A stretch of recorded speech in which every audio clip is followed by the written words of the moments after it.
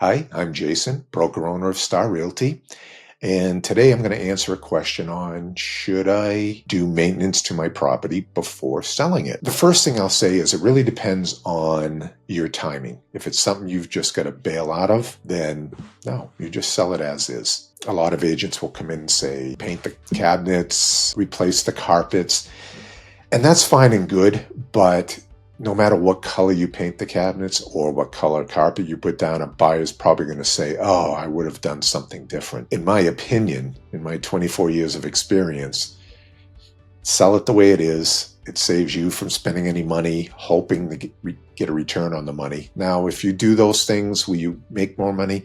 Probably. Will you get all your money back? I don't know. Again, it kind of boils down to timing, how quickly you need to sell. As far as maintenance items go, those, what I talked about was more cosmetic. As far as maintenance items go, the best thing to do before selling your home is have a pre-inspection.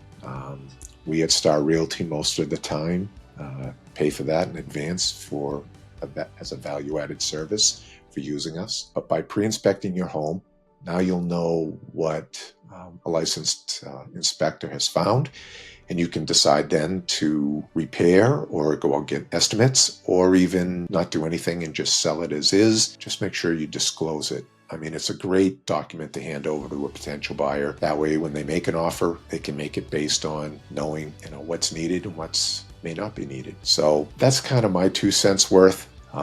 I'm not a big fan of cosmetic repairs, but maintenance items, big ticket items, roofs, windows, things like that, again, sell it the way it is and let a buyer do it.